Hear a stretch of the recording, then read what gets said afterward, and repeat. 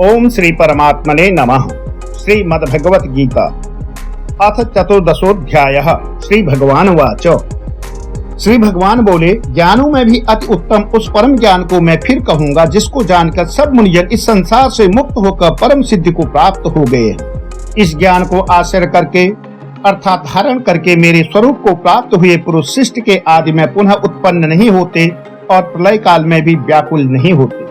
हे अर्जुन, मेरी महत ब्रह्मरूप मूल प्रकृति संपूर्ण भूतों की योनि है अर्थात गर्भाधान का स्थान है और मैं उस योनि में चेतन समुदाय रूप गर्भ को स्थापन करता हूँ। उस जड़ चेतन के संयोग से सब भूतों की उत्पत्ति होती है। हे अर्जुन, नाना प्रकार की सब योनियों में जितनी मूर्तियां अर्थात शरीरधारी प्राणी उत्पन्न होते हैं, प्रकृति तो उन सब की गर्भ धारण करने वाली माता है और मैं बीज को स्थापन करने वाला पिता हूँ। हे अर्जुन, सत्वगुण, रजोगुण और तमोगुण ये प्रकृति से उत्पन्न तीनों गुण अविनाशी जीवात्मा को शरीर में बांधते हैं। हे निष्पाप, उन तीनों गुणों में सत्वगुण तो निर्मल होने के कारण प्रकाश करने वाला और विकार रहित है। वह सुख के संबंध से और ज्ञान के संबंध से अर्थात उसके अभिमान से बांधता है। हे अर्जुन, राग रूप रजोगुण को कामना और आसक्ति से उत्पन्न जान। वह इस जीव को कर्मों के और उसके फल के संबंध में बांधता है। हे अर्जुन, सह सब देहाभिमानियों को मोहित करने वाले तमोगुण को तो अज्ञान से उत्पन्न जान। वह इस जीवात्मा को प्रमाद, आलस्य और निद्रा के द्वारा बांधता है। हे अर्जुन, सत्वगुण सुख में लगाता है और रजोगुण कर्म में तथा तमोगुण को तो ज्ञान को ढककर प्रमाद में भी लगाता है।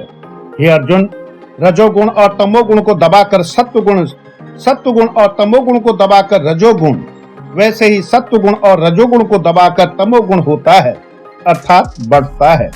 जिस समय इस देह में तथा अंतःकरण और इंद्रियों में चेतनता और विवेक शक्ति उत्पन्न होती है, उस समय ऐसा जानना चाहिए कि सत्वगुण बढ़ा है। हे अर्जुन, रजोगुण के बढ़ने पर लोभ, प्रवृत्ति, स्वार्थ बुद्धि से कर्मों का सकाम भाव से आरंभ, अशांति और विषय भोगों की लालसा ये सब उत्पन्न होते हैं।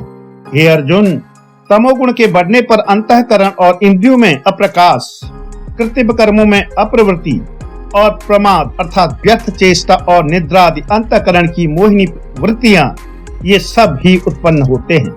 जब यह मनुष्य सत्वगुण की वृद्धि में मृत्यु को प्राप्त होता है, तब तो उत्तम कर्म करने वालों के निर्मल दिव्य स्वर्ग आदि लोकों को प्राप्त होता है। रजोगुण के बढ़ने पर मृत्यु को प्राप्त होकर कर्मों की आसक्ति वाले मनुष्यों में उत्पन्न होता है तथा तमोगुण के बढ़ने पर मरा हुआ मनुष्य कीट, पशु आदि मूढ़ योनियों में उत्पन्न होता है।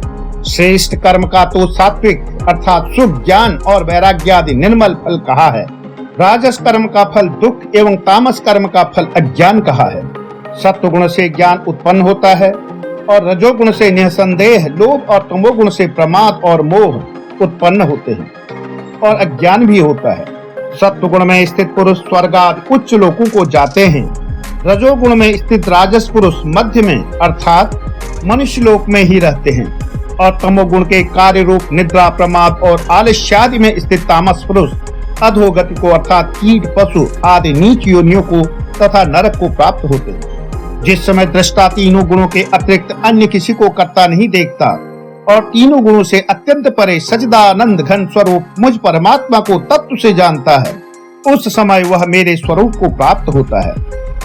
यह पुरुष शरीर की उत्पत्ति के कारण रूप इन तीनों गुणों को उल्लंघन करके जन्म, मृत्यु, वृद्धावस्था और सब प्रकार के दुखों से मुक्त हुआ परमानंद को प्राप्त होता है।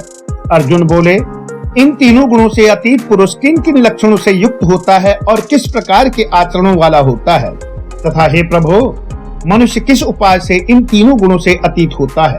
श्री भगवान बोले, हे अर्जुन, जो पुरुष सत्वगुण के कार्य रूप प्रकाश को और रजोगुण के कार्य रूप प्रवृत्ति को तथा तमोगुण के कार्य रूप मोह को भी न तो प्रवृत्त होने पर उनसे द्वेष करता है और न निवृत्त होने पर उनकी आकांक्षा करता है। जो साक्षी के सदस्य स्थित हुआ गुणों के द्वारा विचलित नहीं किया जा सकता और गुण ही गुणों में वर्तते हैं, ऐसा समझता हुआ सच्चिदानंद घन परमात्मा में एक ही भाव से स्थित रहता है, एवं उस स्थिति से कभी विचलित नहीं होता। जो निरंतर आत्मभाव में स्थित, दुख सुख को समान समझने वाला, मिट्टी पत्थर और स्वर्ण में समान भाव वाला, ज्ञानी प्रिय तथा अपने को एक सा मानने वाला और अपनी निंदा स्तुति में भी समान भाव वाला है।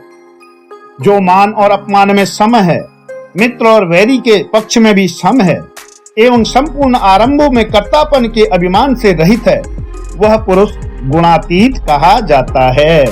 और जो पुरुष अव्यभिचारी भक्ति योग के द्वारा मुझको निरंतर भजता है, वह भी इन तीनों गुणों को भली भांति लांघ कर सच्चिदानंद घन ब्रह्म को प्राप्त होने के लिए योग्य बन जाता है।